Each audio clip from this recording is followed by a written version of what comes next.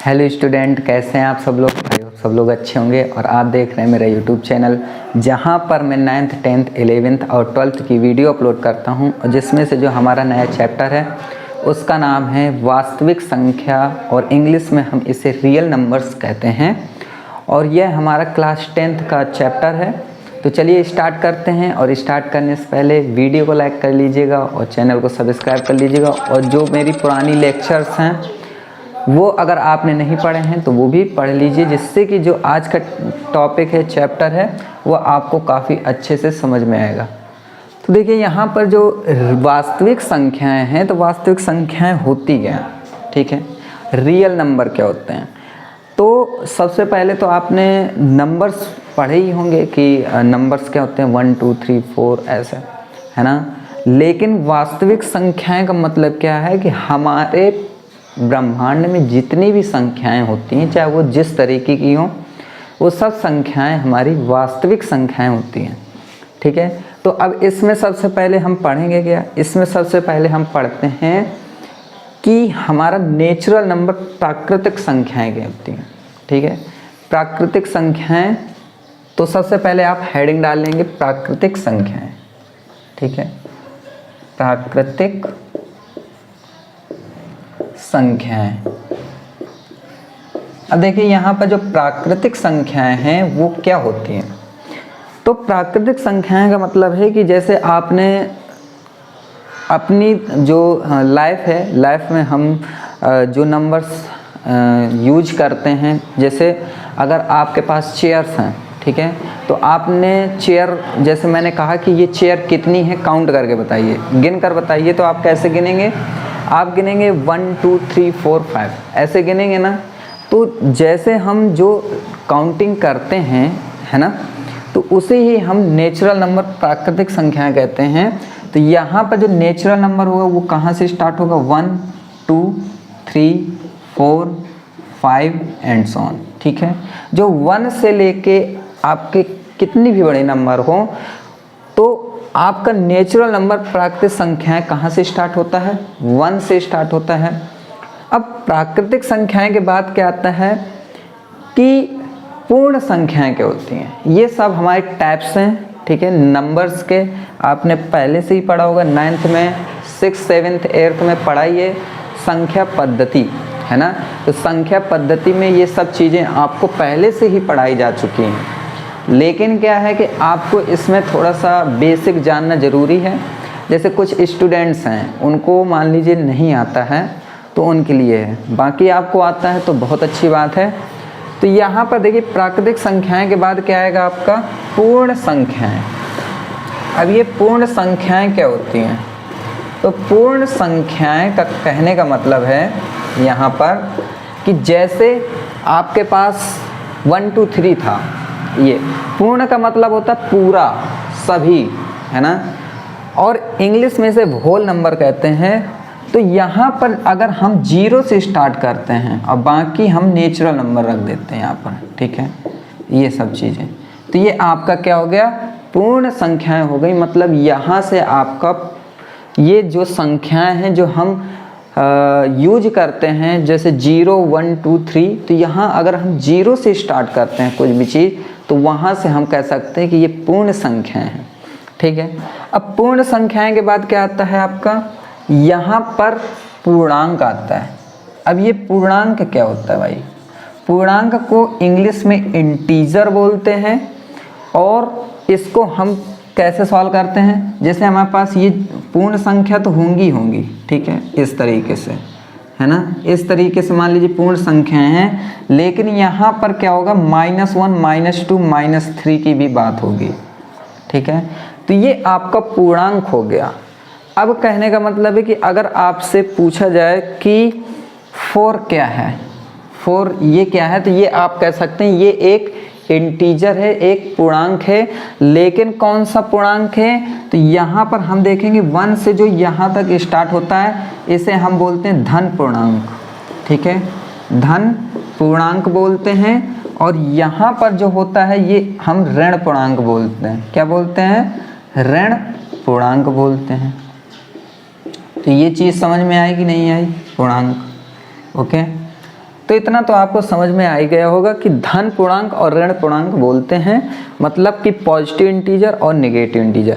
लेकिन यहाँ पर जो जीरो है ये ना तो पॉजिटिव है ना ही निगेटिव है, ये न्यूट्रल है, ठीक है। ये न्यूट्रल है, मतलब क्या है कि ये अपने हिसाब से ये माइनस और प्लस कुछ भी हो सकता है, लेकिन हम क्या कह सकते हैं कि ना तो हम इसे माइनस बोलेंगे ना तो प्लस बोलेंगे। जीरो मतलब जीरो, ठीक है। मतलब क्या है कि अगर जीरो का मल्टीप्लाई माइनस में भी कर दिया जाए -2 में तो जीरो हो जाएगा, जीरो का मल्टीप्लाई प्लस में कर दो तो जीरो हो जाएगा। लेकिन इसमें ये नहीं है कि आप जीरो का मल्टीप्लाई -2 में करो तो माइनस का जीरो, ऐसा नहीं है। जैसे हम 1 का मल्टीप्लाई -2 में कर दें तो माइनस का 2 आंसर आएगा, लेकिन ऐसा यहाँ पर जीरो के साथ नहीं होता है, ठीक है। तो यहाँ पर हमने पूर्णांक की बात कर ली। अब पूर्णांक के बाद क्या आता है कि हमारे पास दो तरीके के फ्रैक्शन मतलब कि परमेय संख्याएं और अपरमेय संख्याएं होती हैं। अब यहाँ पर देखिए पूर्णांक के बाद परमेय संख्याएं क्या होती हैं, तो परिमेय संख्याएं, ठीक है। तो आपको मैं क्या करता हूँ कि ये चीज़ें आपने पहले से ही पढ़ी हैं तो आपको नोट करने की ज़रूरत नहीं है, अगर नोट करना चाहते हैं तो नोट भी कर सकते हैं, ठीक है। तो यहाँ पर जैसे परमेय संख्या है तो परमेय संख्या होती हैं जो P/Q के फॉर्म में लिख सकते हैं, और यहाँ पर Q जो हो, Q जीरो नहीं होना चाहिए। अगर ये जीरो हो गया तो ये अनडिफाइंड हो जाएगा, मतलब कि इसमें कोई भी हम आंसर नहीं ला पाएंगे। तो ये इस वजह से जीरो नहीं होना चाहिए। जीरो के अलावा P और Q ये क्या होते हैं, ये आपके पूर्णांक होते हैं। अब पूर्णांक का मतलब क्या है कि या तो ये धन पूर्णांक होंगे या आपके ऋण पूर्णांक होंगे, और P आपका जीरो हो सकता है लेकिन Q जीरो के इक्वल नहीं हो सकता है। ये चीज़ आप अपने दिमाग में रखेंगे, ठीक है। अब ये बात हो गई। अब परमेय संख्या के बाद अपरमेय संख्या क्या होती है वो भी बहुत जानने की ज़रूरत है। तो यहाँ पर आप देखेंगे अपरमेय संख्या। अब मैं इसको अभी थोड़ा सा सर्कल में भी बना के दिखाऊंगा, कैसे बनाऊंगा वो सब। अपरमेय संख्या क्या होती हैं, जैसे आपके पास √2 है, ठीक है। √2 हो गया, ये अपरमेय है। √3 हो गया, या 7 + √2। कहने का मतलब है कि अगर आपके पास पूर्णांक संख्या है लेकिन उसमें से अगर ये √2 प्लस में लगा है तो ये फिर अपरमेय हो जाएगा, परमेय नहीं होगा। और जैसे कोई सिंबल है, पाई है, या कोई भी सिंबल आप जानते हो, वो सिंबल भी आपका अपरमेय होता है, ठीक है। समझ में आ गया। तो ये बात हो गई आपकी बेसिक। अब यहाँ से आपका क्या स्टार्ट होता है कि अपरमेय संख्याएं के बाद फिर आपका स्टार्ट होगा यहाँ पर जैसे सम संख्याएं क्या होती हैं। तो सम संख्याएं बहुत ही बेसिक चीज़ होती हैं जो 2 से डिवाइड हो जाए। 2 से डिवाइड होती है कोई भी संख्या हो, चाहे जितनी बड़ी संख्या हो। अगर आपको चेक करना है ये सम है कि विषम है तो सबसे पहले आप 2 से उसको डिवाइड कीजिए। अगर वो 2 से डिवाइड हो रहा है तो सम संख्याएं हैं। और विषम संख्या क्या होती हैं, जो 2 से डिवाइड ना हो, ठीक है, वो विषम संख्याएं होती हैं। अब यहाँ पर आपको क्वेश्चन में पूछा जाता है हमेशा कि भाज्य और अभाज्य ये क्या होता है। बहुत लोगों की प्रॉब्लम होती है, भूल जाते हैं। तो मैं अब ये प्रॉब्लम आपकी कभी भी होगी नहीं, तो इसको मैं अभी सॉल्व करके बता देता हूँ और बहुत अच्छे तरीके से समझा देता हूँ, ठीक है। मान लीजिए कि आपके पास लिखा है अभाज्य संख्याएं, ठीक है, अभाज्य संख्याएं, अभाज्य संख्याएं। तो यहाँ पर देखेंगे अभाज्य संख्याएं क्या होती हैं, ठीक है।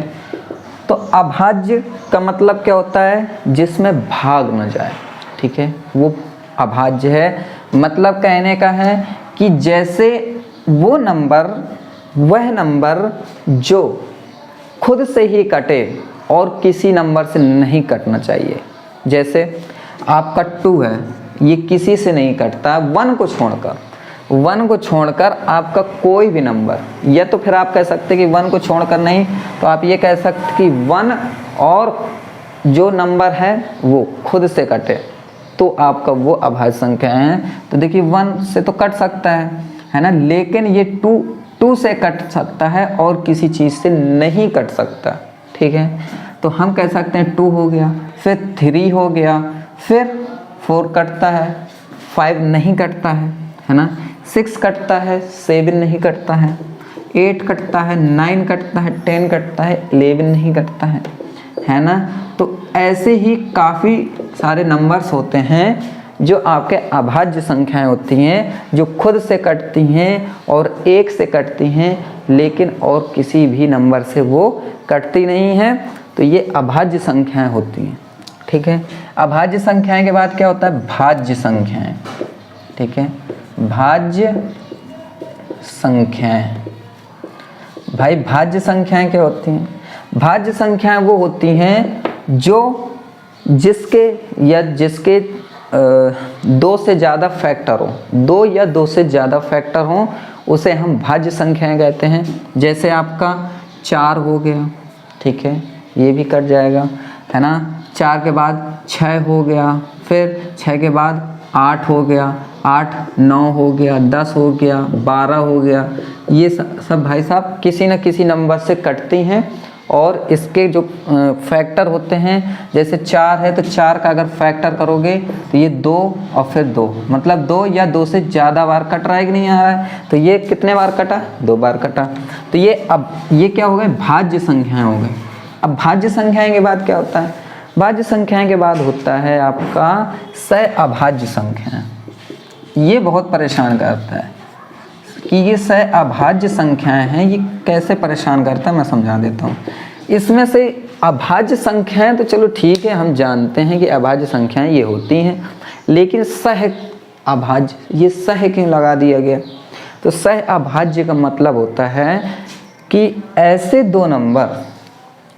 दो नंबर जिसका HCF मतलब मासा 1 आता हो, ठीक है, उसे हम सहअभाज्य संख्याएं कहते हैं। लेकिन इसमें क्या होती है, पेयर होती है, मतलब यहाँ पर जोड़े बनते हैं। जोड़े कैसे, 2-2 नंबर के, ठीक है। जैसे मान लीजिए मेरे पास है 2 और 3, ये आपका सहअभाज्य संख्याएं हैं, क्योंकि अगर इसका HCF निकालोगे तो 2 का HCF क्या होता है, 1 × 2, और 3 का HCF क्या होता है, 1 × 3। तो यहाँ पर HCF क्या आ रहा है, 1 आ रहा है ना, मतलब कि कॉमन क्या हो रहा है, 1 कॉमन हो रहा है, इस वजह से ये HCF 1 आएगा इसका। ऐसे ही मान लीजिए आपके पास क्या है, आपके पास है 8 कॉमन 9, ठीक है। ये भी हो सकता है, क्यों, क्योंकि 8 का और 9 का आप अगर फैक्टर करते हैं तो रुक जाइए, अगर 8 और 9 का 2 4 जा 8, 2 2 जा 4, ठीक है, 2 1 जा 2, और 9 का 3 3 जा 9, 3 1 जा 3, ठीक है। तो ये हो गया आपका, ठीक है। तो यहाँ पर 1 कॉमन हो रहा है, इस वजह से ये भी आपका क्या हो गया, सहअभाज्य संख्याएं हो गई। और इसे हम इंग्लिश में कोप्राइम नंबर कहते हैं, और अभाज्य संख्याएं को प्राइम नंबर कहते हैं, और भाज्य संख्याएं को बोलते हैं जो डिवाइड हो जाए, ठीक है, तो डिवाइजर बोल सकते हैं, ठीक है। तो ये चीज़ समझ में आ गई होगी आपको। अब इसको मैं जैसे आपको ऐसे समझ में नहीं आता है तो मैं आपको एक डायग्राम बना देता हूँ, उस डायग्राम से आपको काफ़ी अच्छे से समझ में आएगा, ठीक है। ग्राफिकल मेथड, ठीक है।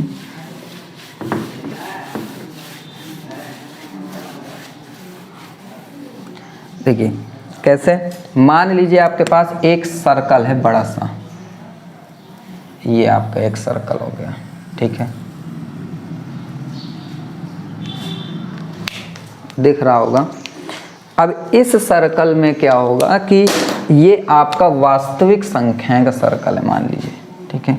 ये क्या है, वास्तविक संख्याएं का सर्कल, ठीक है। मतलब कि ये आपका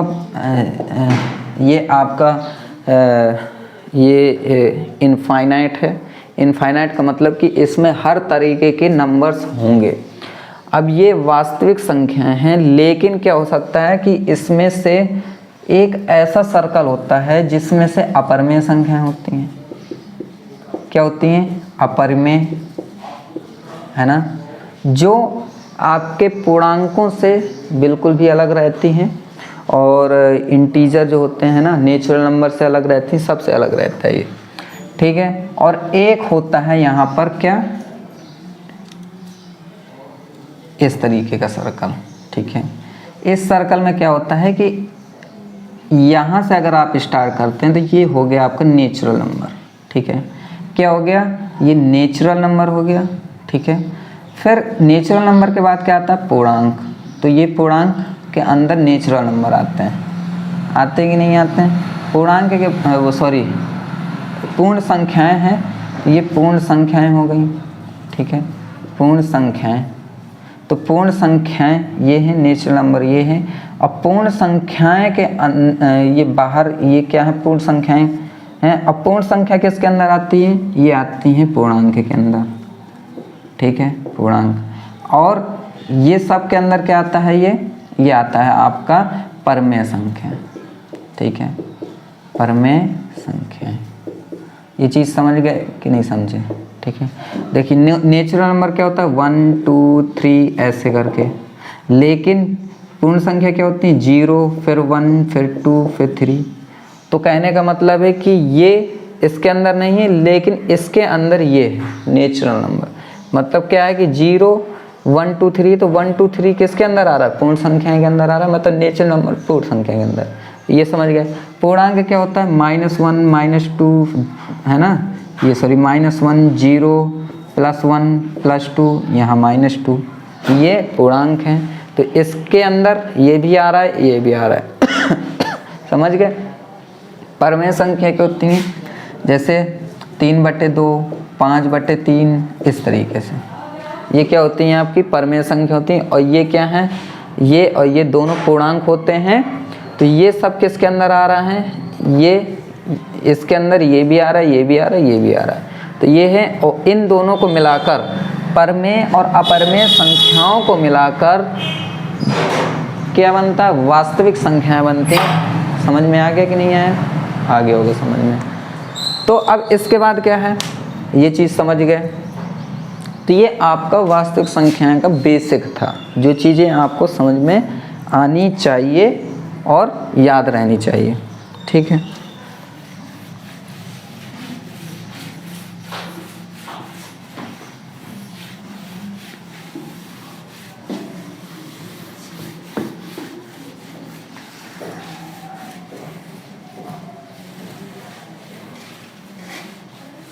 अब यहाँ से क्या होता है आपका स्टार्ट, कुछ थ्योरम्स हैं, वो थ्योरम्स हम देखेंगे, ठीक है, जो प्रमेय होती हैं। तो हम हेडिंग डालेंगे यहाँ पर अंक गणित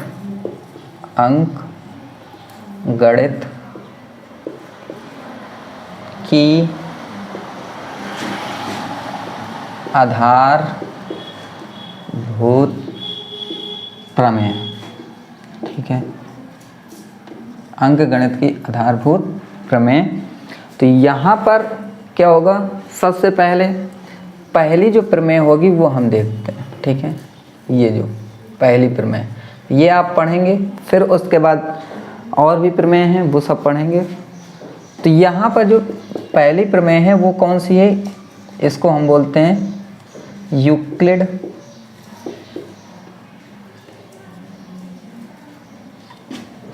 एल्गोरिथम, ठीक है, या प्रमेयिका बोल सकते हैं, ठीक है। तो यूक्लिड प्रमेयिका या यूक्लिड विभाजन प्रमेयिका भी बोल सकते हैं इसको, ठीक है। यूक्लिड विभाजन प्रमेयिका, ठीक है, यूक्लिड विभाजन प्रमेयिका ये भी कहते हैं। तो इसको समझने की पहले कोशिश करते हैं, उसके बाद हम समझेंगे यूक्लिड विभाजन प्रमेयिका होता क्या है। तो ये कुछ नहीं, ये आपका HCF फाइंड करने का एक प्रमेय है कि हम HCF कैसे फाइंड करते हैं। अब आपको बेसिक ही पता होगा LCM और HCF किस तरीके से फाइंड किया जाता है, ठीक है। अगर आप इसको देखें तो सबसे पहले हमने एक फॉर्मूला पढ़ा होगा, भाज्य बराबर भाजक गुणे भागफल प्लस शेषफल, शेषफल। ठीक है, तो ये सब आपने पढ़ा ही होगा, तो ये फॉर्मूला याद रखिएगा। ठीक है, अब इसमें क्या करता हूँ मैं कि भाज्य को मैं कह देता हूँ कि ये मान लीजिए a है, भाजक क्या है b है, भागफल क्या है q है, और शेषफल क्या है स्मॉल r है। तो ये आप इस तरीके से भी कह सकते हैं कि a बराबर bq प्लस r। इतना कहने के बाद आप कह सकते हैं कि ये जो शेषफल होता है, कभी भी आप शेषफल देखेंगे, शेषफल 0 या 0 से बड़ा होगा। ठीक है, 0 या 0 के बराबर होगा। ठीक है, सॉरी, शेषफल जो होगा ये शेषफल 0 से बड़ा होता है और बराबर भी होता है। ठीक है, ये हो सकता है। और यहाँ पर जो भाजक होता है उस भाजक से क्या होता है, हमेशा छोटा होता है। देखिए भाजक क्या है, ये Q। अब ये समझा रहा हूँ थोड़ा सा और देखिए, जैसे मान लीजिए मेरे पास ये है, मैंने ले लिया यहाँ पर 5, ठीक है, और यहाँ पर मैंने ले लिया 15, छोटा सा एग्जाम्पल है। तो यहाँ पर अगर मैं डिवाइड कर रहा हूँ, भाग दे रहा हूँ, तो यहाँ पर आप कहेंगे कि ये जो होगा, ठीक है, ये आपका क्या होगा, भाजक होगा। ठीक है, और ये क्या होगा, ये आपका भाज्य होगा। ठीक है, और ये हो गया। और यहाँ पर जो आएगा वो क्या होगा आपका, यहाँ पर भागफल होगा। ठीक है, ये चीज़ है। अब देखिए भाज्य बराबर भाजक गुणे भागफल प्लस यहाँ पर जो होगा वो शेषफल होगा। तो जैसे मान लीजिए मैंने इसको सॉल्व किया तो 5 3 जा 15 हुआ, 5 या 15 हुआ, और यहाँ पर हो गया 0, 15 में 15 गए, 0 हो गया। तो मैं कह सकता हूँ कि ये जो शेषफल है, ये शेषफल क्या हुआ, 0 हुआ कि नहीं हुआ। और यहाँ पर जो शेषफल है वो उसने पहले से ही कहा है कि शेषफल या तो 0 होगा या 0 से बड़ा होगा। ठीक है, तो 0 तो हो गया शेषफल, ये प्रूफ हो गया। अब 0 से बड़ा होगा वो कैसे होगा वो भी देखेंगे। लेकिन b क्या है, ये आपका b आपका ये भाजक है, तो ये हमेशा इससे छोटा होगा। तो क्या 5 से छोटा नहीं है 0, बिल्कुल है। ठीक है, तो ये चीज़ समझ में आ गई आपको। अब मान लीजिए मैंने 5 लिया और यहाँ पर 16 लिया। ठीक है, अब मैंने 5 3 जब 15 कर दिया, तो यहाँ 6 में 5 गया, 1 आ गया, तो यहाँ पर 1 शेषफल हो गया। तो हम कह सकते हैं कि अब इस बार जो है वो 0 से बड़ा हो रहा है। इसका शेषफल क्या हो रहा है, 0 से बड़ा हो रहा है। तो यहाँ पर भी कहा था कि 0 के बराबर होगा शेषफल, या शेषफल 0 से बड़ा होगा, तो 0 से बड़ा हो रहा है। ठीक है, लेकिन क्या होगा कि इससे बड़ा नहीं होगा। किससे बड़ा नहीं होगा, इससे बड़ा नहीं हो सकता, ये हमेशा याद रखिएगा, इससे बड़ा नहीं हो सकता। तो ये चीज़ समझ में आ गई। तो अब ये यूक्लिड विभाजन प्रमेयिका के द्वारा किस तरीके से कोई क्वेश्चन सॉल्व करते हैं वो हम देखते हैं एक क्वेश्चन लेकर।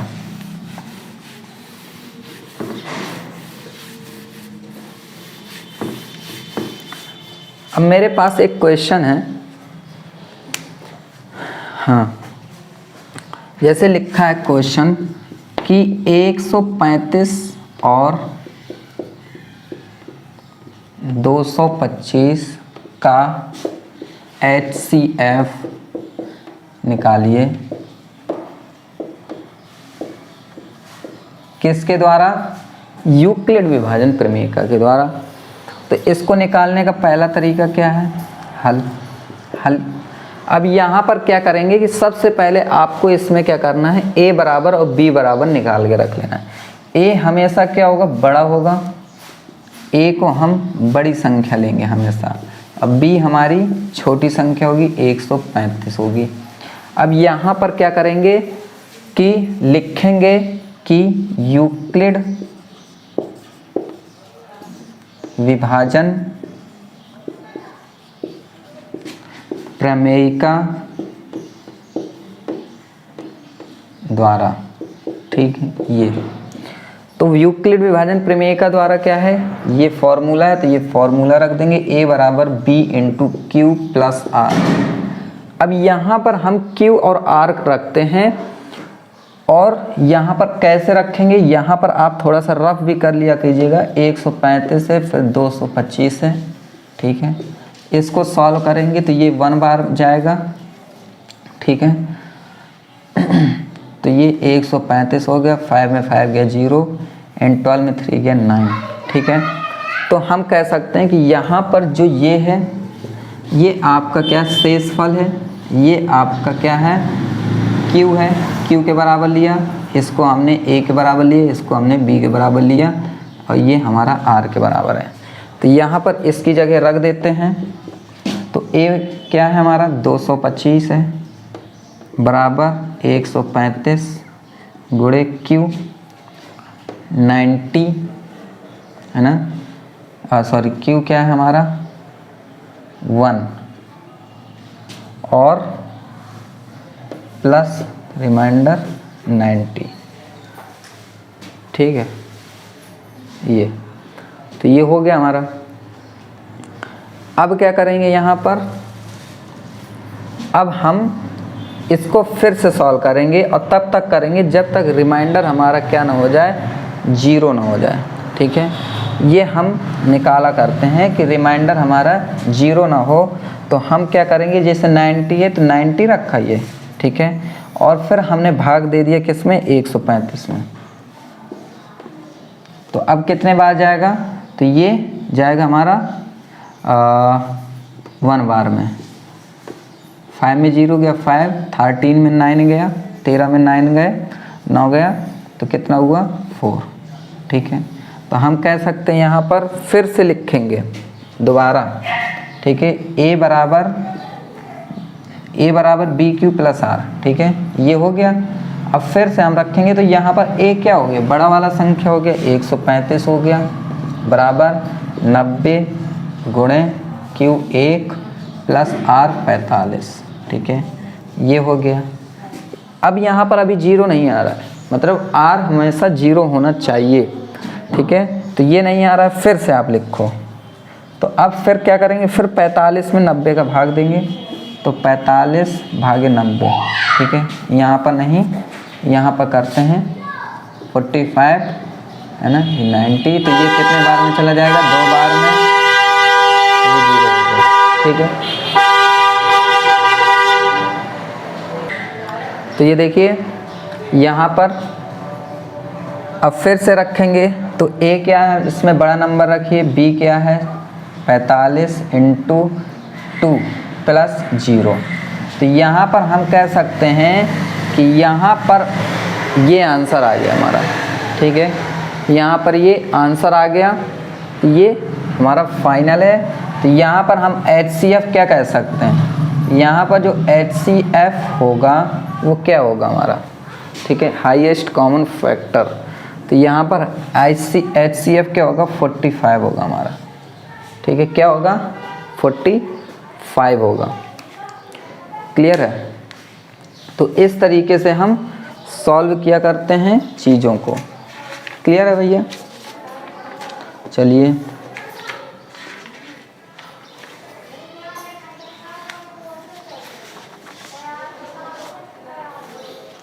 ठीक है। तो इसी तरीके से काफ़ी क्वेश्चन हम सॉल्व कर सकते हैं। तो यहाँ पर जो B होता है, B बराबर वही हमारा HCF होता है, तो ये B बराबर लिख देंगे, ठीक है। तो अब इसके बाद हम नेक्स्ट प्रमेय पढ़ेंगे, वो नेक्स्ट लेक्चर में पढ़ेंगे। आज के लिए इतना ही है, आप इतना पहले अच्छे से पढ़ लीजिए, उसके बाद इसके क्वेश्चन सॉल्व कीजिए। और भी मैं क्वेश्चन अगले लेक्चर में कराऊंगा, वो काफ़ी अच्छे से आपको समझ में आ जाएंगे। और इसी तरीके से यूक्लिड विभाजन प्रमेय की हेल्प से ही क्वेश्चन सॉल्व करेंगे जितने भी हम करेंगे, ठीक है। तो चलिए आज के लिए इतना ही, मिलेंगे नेक्स्ट लेक्चर में। तब तक के लिए खुश रहिए and thank you very much and good bye.